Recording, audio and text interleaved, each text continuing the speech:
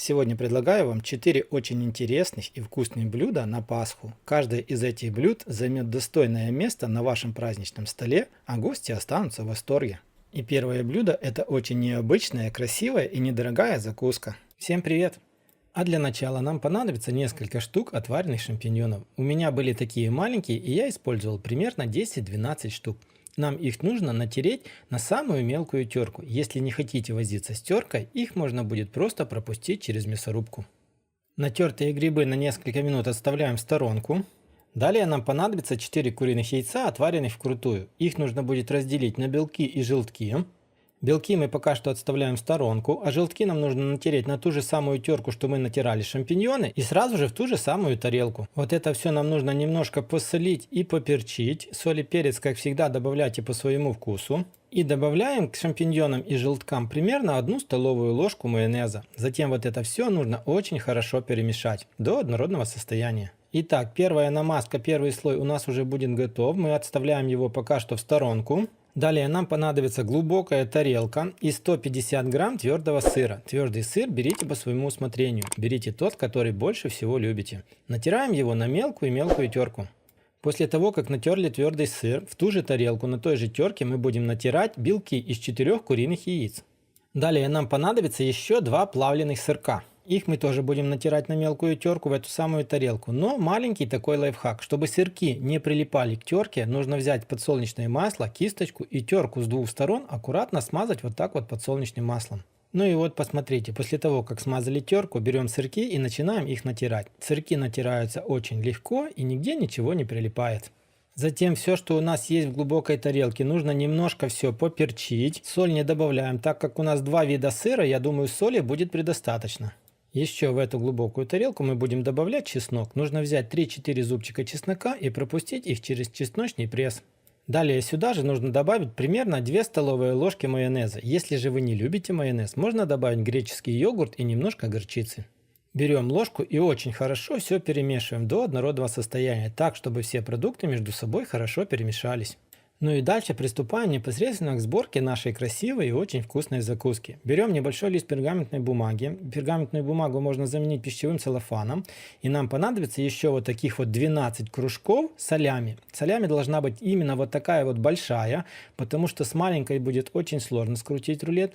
И выкладываем ее вот так вот друг на друга, так чтобы между кусками солями нигде не было ни одного просвета. У вас должно получиться как будто бы один ровный пласт солями. Далее берем первую намазку, ту, что мы делали из желтков и грибов, и небольшим равномерным слоем нужно покрыть полностью вот этот большой пласт из солями, так, чтобы покрылась полностью вся площадь, нигде не оставляйте просветов. И особенно хорошо нужно промазать все края. После того, как нанесли первый слой, берем вторую тарелку и тоже аккуратно стараемся нанести второй слой. Тоже его нужно равномерно распределить по всей поверхности, но делайте так, чтобы слои вам не смешивались, чтобы получился отдельно белый слой и отдельно вот этот немножко темный слой. Второй слой наносится немножко легче, потому что он будет намного толще, нежели первый слой. И после того, как вы хорошо намазали второй слой, нам понадобится еще либо 1 помидор, либо красный болгарский сладкий перец. Его нужно нарезать будет вот так вот соломкой и аккуратно разложить примерно равномерно по всему слою. Я сегодня использую помидор, и если будете использовать помидор, старайтесь раскладывать так, чтобы в нем было как можно меньше сока. Пускай сок лучше останется в тарелке. После того, как вы все пораскладывали, берем за ближний край к вам и аккуратно начинаем сворачивать рулет. Старайтесь сделать так, чтобы он получился у вас как можно плотнее. К пергаменту ничего не будет прилипать, у вас должна будет получиться красивая, равномерная, как будто бы большая колбаска. Затем вот этот получившийся рулет нам нужно свернуть в этот же пергамент, на котором мы его готовили. Нужно свернуть его аккуратно и как можно поплотнее. По краям нужно завернуть так, как будто бы вы заворачиваете конфетку. И в итоге у вас получится как будто бы палка колбасы, завернутая в пергаментную бумагу. Отправляем наш рулет, так сказать, импровизированную большую колбаску в холодильник минимум на 2 часа, но в моем случае он будет стоять целую ночь. А с утра мы посмотрим, что же у нас получилось.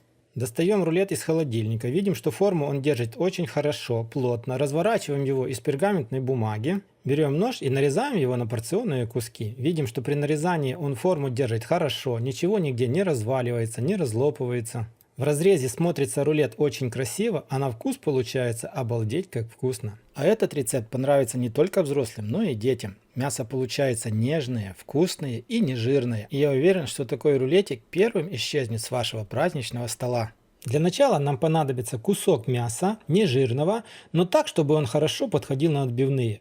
Нарезаем 4 куска, примерно толщиной 1,5 см. Мясо у меня сегодня свиное, но также можно использовать и говядину. После того, как понарезали мясо, его нужно накрыть пищевым целлофаном, взять молоток для отбивных и отбить с двух сторон. Мясо примерно должно будет увеличиться в 2-2,5 раза в объеме. Затем отбитый кусок мяса нужно немножко поперчить и посолить, а после того взять руками и вот так вот как будто бы втереть перец с солью прямо в мясо. Такую процедуру нужно проделать с двух сторон. Затем укладываем мясо в тарелку и точно таким же образом поступаем с остальными кусками мяса. Все куски мы будем складывать стопкой и пускай вот так вот оно немножко промаринуется. И точно такую же самую процедуру мы будем проводить с куриным филе. Нам понадобится 2 филешки одной курицы. Филешки мы будем разрезать вдоль на 2-3 части. Это как у вас получится, и все будет зависеть от того, какой величины у вас филе.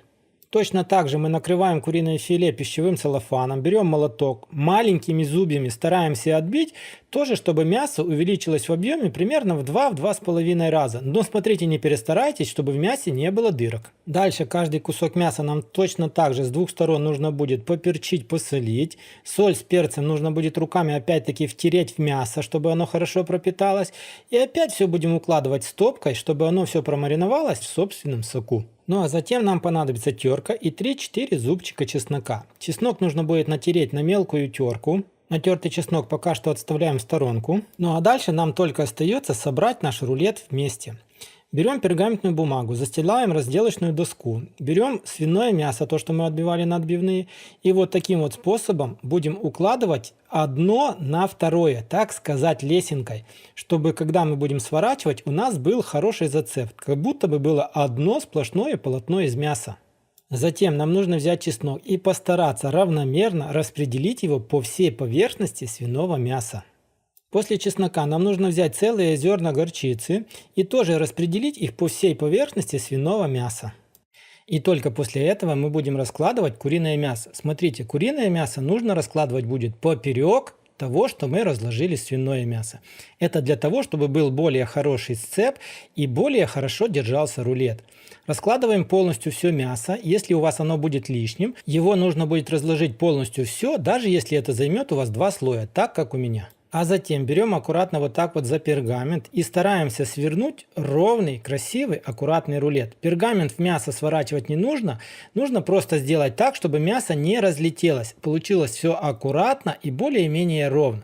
Ну а далее в этот же пергамент нам нужно постараться завернуть полностью весь рулет. В этот момент старайтесь сделать так, чтобы получилось все как можно более поплотнее. Затем берем нитки и полностью хорошо обвязываем весь рулет. Если же вы это не сможете сделать сами, попросите, чтобы вам кто-то помог.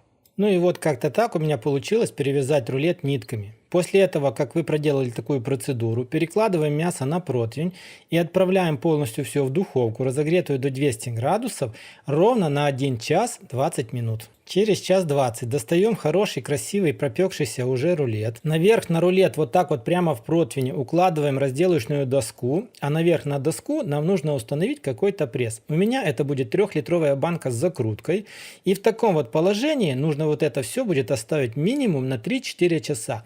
Если это простоит у вас целую ночь, будет даже лучше. Ну что ж, у меня прошло ровно 4 часа. Разрезаем нитки, убираем полностью все нитки и разворачиваем с пергамента наш рулет. Как видим, мясо от пергаментной бумаги отстает очень хорошо, очень красиво. Все получилось точно так же, как в детстве делала бабушка. Получилось красиво, аккуратно и что-то похоже немножко на гусеницу. Ну и настал вот этот момент истины. Берем нож и начинаем разрезать наш рулет. Видим, что рулет разрезается хорошо, легко, держит форму, ничего нигде не рассыпается, не распадается. В разрезе такой рулет смотрится просто шикарно. Жиру здесь нет, а такое ощущение, как будто бы вот это белое мясо, это есть сало. Но Все получилось просто вкусно, диетически и не жирно. В детстве мы очень обожали такой вот рулет у бабушки. Это было самое любимое блюдо не только на праздничном столе. Бабушка старалась нас всегда таким баловать. А сейчас приготовим блюдо, без которого не обходится ни один большой праздник, будь то Рождество, Новый год или же Пасха. Сегодня будем готовить рульку необычным способом. Берем одну красивую рульку. Обычно я стараюсь всегда выбирать рульку из задней части, потому что она там более мясистая. Затем рульку нужно будет разрезать вот так вот вдоль той части, где у вас ближе всего кость. Постарайтесь вырезать кость так, чтобы все мясо осталось на самом сале, а кость осталась голая без мяса. Затем нужно взять нож и аккуратно все мясо, которое есть на вот этом сале, еще вот так вот попрорезать. Старайтесь делать аккуратно, чтобы вы ничего не прорезали насквозь. У вас должен остаться цельный кусок, но мясо как будто бы разделить на полоски. Это для того, чтобы более хорошо пропиталось оно специями. Далее накрываем все пищевой пленкой, берем молоток для отбивных и большими зубьями стараемся очень хорошо отбить мясо. Отбивайте хорошо, можно не переживать, вы ничего насквозь тут не пробьете. Самое главное сделать мясо мягким. После того, как вы все хорошо отбили, берем примерно 1 чайную ложку соли и очень хорошо все просаливаем. Дальше я беру половину чайной ложки черного молотого перца и вот таким вот образом тоже очень хорошо мясо все перчу. Если вы думаете, что черного перцу я добавляю очень много, тогда соль и перец добавляйте по своему вкусу. Затем не стесняемся и вот так вот просто рукой соль и перец нужно как будто бы втереть в мясо. Затем берем острую горчицу и примерно 1,5-2 чайные ложки полностью равномерно распределяем по всей поверхности мяса. Далее, если у вас есть сухая горчица в зернах, можно посыпать сухой горчицей. Но так как у меня сухой горчицы нет, я беру вот такую вот горчицу в зернах и примерно 3 чайные ложки тоже равномерно распределяю по всей поверхности мяса. В самом конце нам понадобится 3 больших зубчика чеснока. Этот чеснок постараемся нарезать вот такими вот небольшими пластинками и тоже равномерно распределить полностью по всей поверхности. Далее нам понадобится рукав для выпечки. Его нужно будет разрезать вот таким вот образом вдоль, чтобы у нас получился один большой лист из рукава для выпечки. Аккуратно перекладываем мясо с рульки вот таким вот образом на лист и стараемся сейчас саму рульку свернуть рулетом. Так старайтесь сделать, чтобы у вас получилось как можно плотнее. Далее этот рулет, что у вас получился, заворачиваем в этот целлофан из рукава для выпечки. Старайтесь завернуть его тоже очень хорошо и очень плотно. После того, как вы завернули, берем за 2 края целлофана и сворачиваем еще плотнее. Таким вот образом, как будто бы вы сворачиваете конфетку. У вас должен получиться аккуратный, красивый вот такой вот плотный комочек. Вот эти вот концы подворачиваем внутрь и удерживаем. Если хотите, сейчас эти концы можно завязать нитками, но это не обязательно. Далее мы берем обыкновенный пищевой целлофан в рулоне и вот таким вот образом еще заворачиваем наше будущее блюдо. Постарайтесь завернуть таким вот образом, чтобы было как можно плотнее и чтобы нигде не было просветов. Примерно через 5-7 витков поворачиваем все вдоль и точно таким же образом еще делаем 5-7 витков, чтобы завернуть все вдоль. Повторяюсь, нужно завернуть очень хорошо и очень плотно. В общем итоге в каждую сторону я сделал примерно 10-12 оборотов. Ну и после того, как вы свернули плотный сверток, у вас должен получиться такой вот плотный, как будто бы кирпичик. Оставляем его в таком положении примерно на 1,5 часа, для того, чтобы он хорошо промариновался. Через 1,5 часа наш сверток мяса отправляем в кастрюльку подходящих размеров. Затем кастрюлю заливаем водой. И еще чуть не забыл, нужно будет взять вот так вот пополам, перевязать все ниткой, для того, чтобы целлофан не разматывался. Кастрюлю устанавливаем на плиту, огонь должен быть средним, доводим все до кипения. И после того, как кастрюлька закипит, кипятим все ровно 3 часа. Следите за водой, во время варки воду нужно будет подливать, но чтобы она меньше испарялась, накрываем ее крышкой. Через 3 часа достаем все из кастрюли. Я всегда укладываю в отдельный противень. Если вы сверток свернули правильно, внутри не будет никакой воды. Внутри будет только сок, который в дальнейшем станет холодцом. Далее, друзья, вот это все нужно будет очень хорошо охладить. У меня будет охлаждаться оно целую ночь. Но это все еще нужно будет поставить под пресс. Я устанавливаю вот так вот разделочную доску, а наверх установлю 1 либо же 2 банки с закруткой. Итак, прошла целая ночь, ну а сейчас нам надо достать наше блюдо из целлофана. Не забывайте, что у вас все завернуто вначале в целлофан, а только затем в рукав для выпечки. Ну и вот в итоге вот такой вот красивый и аккуратный кирпичик у нас получился. Сейчас нам нужно его будет только разрезать. Ну что ж, при нарезании форму держит отлично, ничего нигде не разваливается. Рисунок, узор внутри тоже получается очень красивым. Нарезать можно очень тонкими ломтиками, так что на мясную тарелку смело можно это нарезать. Самое главное, что наше блюдо получилось нежирным и очень-очень вкусным. Вы только посмотрите, как красиво оно выглядит в разрезе, а вкус какой обалденный. А сейчас приготовим не только вкусно, но и красиво. Готовится все легко и просто, а самое главное, что такое блюдо удивит любого, который будет за вашим столом. И для начала нам понадобится 1 половинка куриного филе и 1 небольшая луковица. Филе и луковицу перекручиваем на мясорубку, превращаем вот это все в фарш. Затем фарш нужно посолить и поперчить. Соль и перец добавляйте по своему вкусу. Берем вилку или ложку, аккуратно все перемешиваем, отставляем фарш в сторонку, пускай он впитает в себя соль, перец и сок из лука. Далее нам понадобятся шампиньоны. Их нужно постараться нарезать на маленькие-маленькие кубики. После нарезанных шампиньонов берем еще одну небольшую луковицу и тоже нарезаем ее на маленькие кубики. Ну а после того, как вы все понарезаете, шампиньоны и лук нужно будет обжарить самым любимым для вас способом. Обжаренные грибы с луком отправляем в тарелку наверх на фарш и даем им хорошо остыть. Дальше нам понадобится глубокая тарелка, терка и твердый сыр. Твердый сыр нужно полностью весь натереть на крупную терку. Ну а более подробный рецепт, сколько каких продуктов, читайте в описании под видео. И после того, как вы натерли полностью весь сыр, в тарелку нужно вбить 3 куриных яйца. Дальше в тарелку нужно будет добавить еще 3 столовые ложки сметаны. У меня сегодня покупная сметана 20% жирности. Ну и после того, как вы все подобавляли, берем ложку и аккуратно все перемешиваем, так чтобы яйца и сметана очень хорошо смешались с сыром. И после хорошего перемешивания в эту же тарелку нужно добавить еще 1 столовую ложку муки. Затем обратно нужно все еще раз хорошо перемешать. Затем нам понадобится противень, застеленный пергаментной бумагой. Размеры противня у меня 30 на 40 сантиметров. Смотрите, пергамент у меня белый, называется он силиконизированный. Поэтому смазывать я его ничем не буду. Если же у вас будет желтый пергамент, его нужно будет смазать подсолнечным маслом. После этого отправляем полностью всю смесь, которую мы вымешивали, сыра, сметаны, яиц, и аккуратно стараемся разровнять равномерным слоем. Забыл еще сказать, пергамент должен будет покрывать даже бортики противня. После того, как вы все хорошо разровняете, отправляем противень в разогретую духовку до 180 градусов ровно на 20 минут.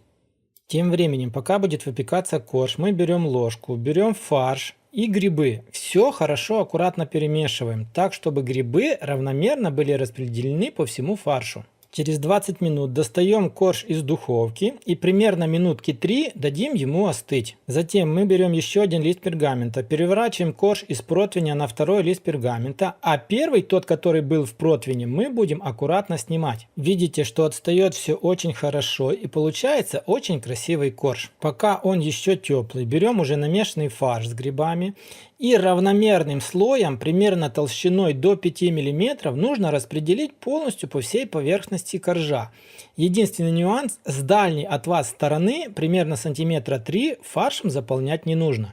Ну вот, как-то так у меня все получилось. Дальше, пока корж еще теплый, его нужно постараться аккуратно свернуть рулетом. Делайте все не спеша, рулет сворачивается очень легко, красиво, к пергаменту ничего не пристает, а самое главное, там, где не заполнено фаршем, нам в процессе выпечки оно все склеится аккуратно. После того, как свернули рулет, аккуратно сворачиваем все в тот же самый пергамент и запечатываем края. Берем еще один лист пергамента, чтобы он был побольше, и заворачиваем наш рулет еще раз в пергамент. Примерно надо будет сделать 2-3 оборота. Ну а после этого укладываем наш рулет обратно на противень и отправляем в духовку еще на 30 минут, лишь для того, чтобы хорошо приготовился фарш. Через 30 минут достаем все из духовки. Температура в это время должна была быть точно такая же, 180 градусов. Достаем наш необычный рулет из пергаментной бумаги и дадим ему немножко остыть. После остывания берем нож, разрезаем его на порционные кусочки, видим, что разрезается все красиво, аккуратно, ничего нигде не разлопывается, не разваливается. И получается очень необычный и в то же время очень-очень вкусный рулет. Ну что ж, друзья, на этом у меня на сегодня все. Если вам понравилось, поставьте лайк, подпишитесь на канал, поделитесь такой прекрасной идеей с друзьями, и я вас уверяю, они будут для вас благодарны. Ну а мы с вами встретимся в следующем ролике. Всем пока, всем до скорой встречи на канале Аппетитная кухня.